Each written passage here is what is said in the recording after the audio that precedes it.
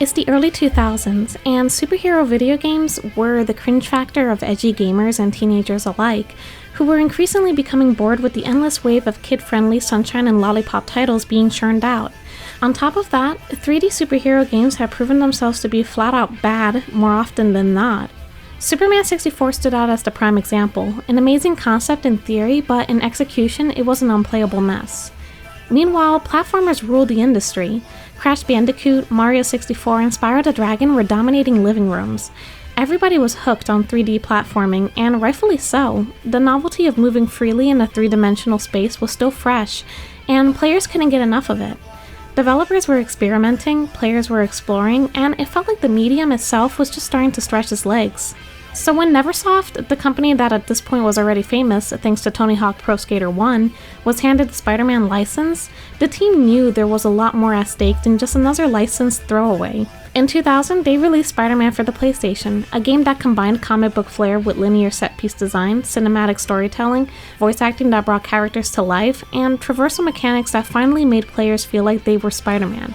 It was bold, it was risky, and it stood out. That's why in today's video, on the 25th anniversary of Spider-Man 2000, we're going to celebrate this masterclass of gaming by exploring how it came to be, the challenges faced during development, and how it shaped the very fabric and DNA of modern platforming as we know it today.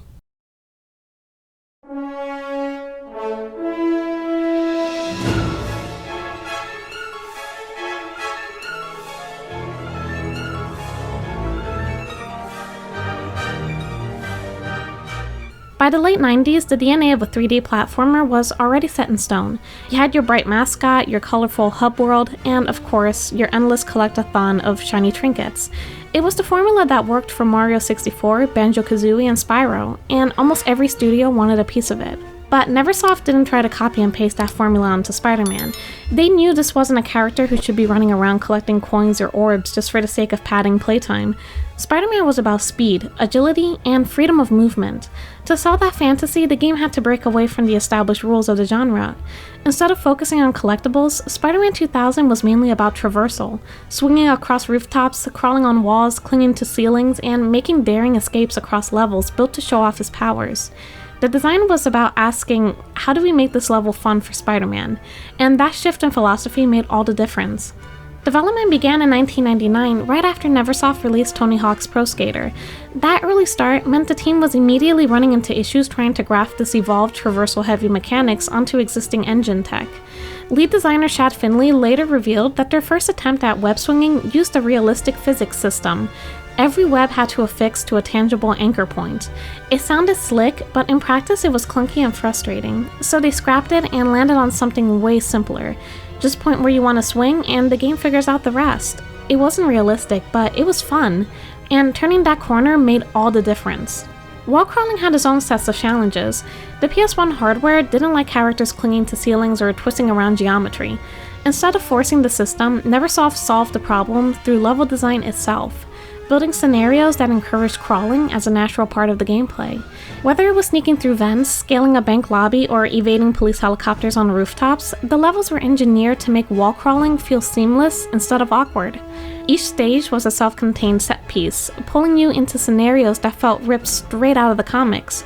The game never let you sit still for too long, and that variety gave it a cinematic punch that most platformers at the time didn't have. And on top of all that, you had Stan Lee's voice narrating your adventure, who was voice directed by Chad Finley. Beloved Marvel characters made cameos like Daredevil and even Captain America. There was a sense that this was a comic book come alive. By the year 2000, 3D platformers had set a high bar, so where does Spider-Man 2000 fit in? It didn't follow the formula, at least not entirely. It borrowed elements like linear levels from Crash and the polished movement from other platformers, but it added a unique spin. The levels existed to serve the character, not the collectibles. Even though Spider-Man 2000 wasn't designed around the collectible craze that defined so many of its contemporaries, it still had its fair share of fun extras tucked away. Players could hunt down hidden comic book covers scattered across the levels, or unlock alternate Spider-Man costumes by meeting certain objectives, like getting the iconic black suit after beating the game for the first time. Of course, if you weren't patient enough to grind it out, there were always cheat codes. The most famous? Eel Mates. Stan Lee's name spelled backwards, which instantly unlocked everything. And in a cheeky twist, if you ever tried typing profanity into the sheet menu, Spider-Man himself will swing in to censor it, swapping your curse for something a lot more family-friendly. There's also a sheet that makes Stan Lee himself narrate the game's character viewer, turning what was already a pretty, boring menu into a fun bonus feature. Old JJ is Peter's boss at the Daily Bugle. Unfortunately, one of his main goals in life is to prove that Spider-Man is a menace to the world rather than a hero. Hearing him describe Spider-Man's allies and rogues in his signature voice was like having the comics come to life right on your console. But the real crown jewel of Spider-Man 2000's cheat codes was unlocking What If mode. By entering a special code into the sheet menu, you opened up a bizarre remix of the entire game. From the very start, a booming, godlike narrator, none other than the Watcher, warns you that what you're about to play isn't the same adventure you just finished. Sometimes the changes are subtle, like a swapped line of dialogue or a strange new prop tucked into the background. Other times, it feels like the devs were just cracking themselves up, tossing in the weirdest gags and movie references they could think of. And it's a genius choice for the narrator too. In Marvel Comics, the Watcher is an all-seeing being who knows the outcome of every Marvel story across every universe.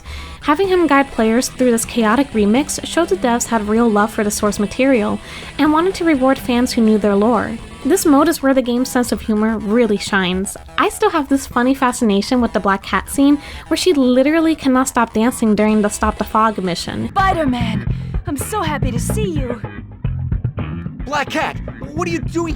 Who's behind this? Why are you dancing? It's so random and so out of place, but it cracks me up every time. And then you get to the Doc Ock fight, where the colors suddenly explode into this neon fever dream, and his voice changes into something so ridiculous you can't take him seriously. I am Minion! It's hilarious. What If mode made the game endlessly replayable because you never knew what oddball twist was waiting in the next cutscene or fight. It felt like peeking into Neversoft's playground, an inside joke between the developers and the players. Another huge piece of what made Spider-Man 2000 feel so authentic was the voice cast. Neversoft tapped into the same talent pool that had defined Spider-Man for an entire generation. Rino Romano, who voiced Peter Parker in the game, was already known to fans as the lead in Spider-Man Unlimited, the short-lived but cult favorite follow-up to the classic 1994 Spider-Man the Animated Series. On top of that, you had Jennifer Hale. Yes, the Jennifer Hale, bringing life to Black Cat years before she became famous as the voice of Commander Shepard in Mass Effect. But the real nostalgia kick came from the carryover talent from Spider-Man the Animated Series. Efren Zimbalist Jr., who had been Alfred in Batman the Animated Series, returned to voice Dr. Octopus here and was also the voice actor for Doc Ock in the Animated Series as well. And Eddie Brock was played by none other than Darren Norris, a voice acting veteran you probably heard in a million things. The result was that Spider-Man 2000 sounded like the Spider-Man kids were already watching after school. The performances sold the campy comic book tone perfectly, towing the line between serious stakes and Saturday morning cartoon energy. Going back to the hardware side of things, the PlayStation simply wasn't capable of rendering the kind of fully open environment Spider-Man's vertical gameplay demanded. To work around this, Neversoft used a thick layer of fog to mask the console's limited draw distance. Rather than leaving it as a glaring technical band-aid, they cleverly baked it into the story. Mysterio and Doc Ock release a toxic cloud that blankets the city, limiting Spider-Man's movement to rooftops and higher levels. What could have been an immersion-breaking limitation instead became a natural extension of the plot. Even web swinging had to be simplified as mentioned earlier, yet the way the game was framed, most players didn't notice or care. The developers managed to disguise hardware limitations as stylistic choices, and in doing so, they kept the illusion of Spider-Man's freedom intact. But Neversoft's ambitions went well beyond what the hardware could handle. The team originally planned a boss battle atop the Brooklyn Bridge, but technical limitations and restrictions at the time forced them to scrape it. Still, the cut content shows just how big they were dreaming. What's even more interesting is that Neversoft built Spider-Man on the same engine they used for Tony Hawk's Pro Skater. Back then, reusing engines wasn't standard practice, but this decision not only made development faster, it set a precedent that still shapes the industry today. Much like Unity or Unreal now power countless modern titles, Neversoft proved that one strong foundation could support multiple genres. Critics noticed the difference. Reviews praised how fluid the movement felt, how the levels showcased Spider-Man's powers, and how the comic book presentation elevated the experience beyond just another licensed title. Fans agreed, saying the game felt cinematic and alive in ways that Crash or Spyro never quite achieved. Critics were even confident that this quality will carry over into the ports. One Electronic Gaming Monthly preview famously quipped that they were certain every line of dialogue will make it into the N64 version. Looking back now, that's kind of ironic, because out of all the ports, the N64 release had to be cut the most. Full motion video cutscenes were stripped out entirely and replaced with comic book style panels to save space on the cartridge. It kept the story intact, but a lot of the cinematic flair was lost. The PS1 original remains the most balanced version. It had the FMVs, the full voice acting, and the visual style the game was designed around. The N64 version, while impressive for fitting on a cartridge, suffered from muddy textures, more fog, and pared down audio. On the other end, the Dreamcast release was a clear upgrade: sharper textures, higher resolution, cleaner lighting, and better frame rates. It felt like the definitive console version at the time. And then there's the PC port. It technically had the Dreamcast level visuals, but the controls were clunky without a controller, and compatibility issues made it age the worst.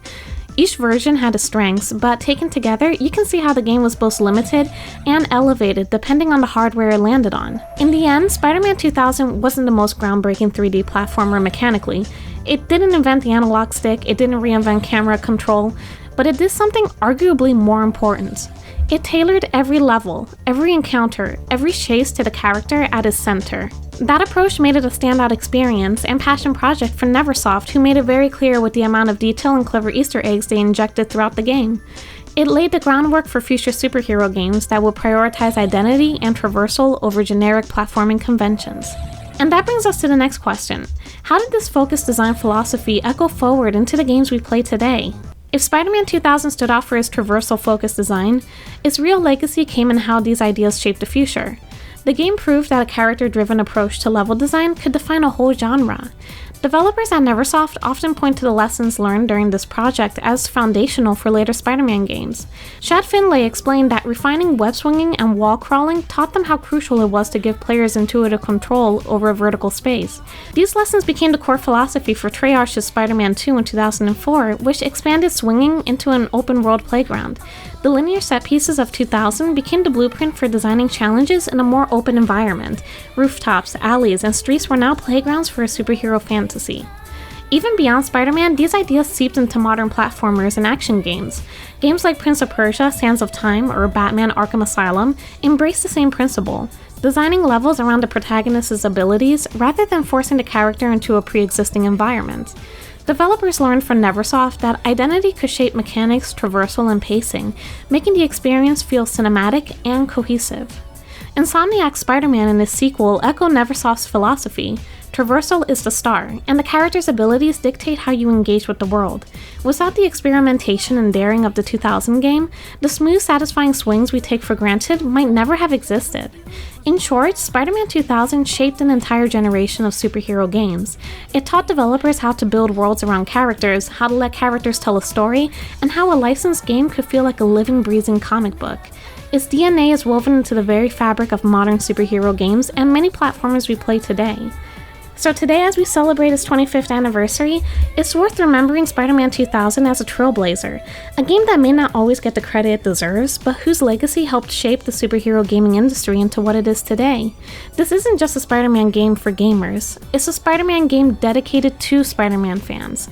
Its web still holds strong, connecting the past to the experiences we take for granted in modern games, and reminding us why innovation sometimes comes wrapped in a surprisingly linear, PlayStation-era polygonal package. And that's my take on it. If you're someone who loves exploring the depths of the gaming community, hit that subscribe button below and turn on notifications by clicking the bell icon. Also, make sure to join my Discord server where we chat about games, share recommendations, and just vibe between uploads. The link's in the description. I'd love to see you there. See you guys later. With cozy games, she lights up our days. From Stardew Fields to Genshin's lush ways. Join her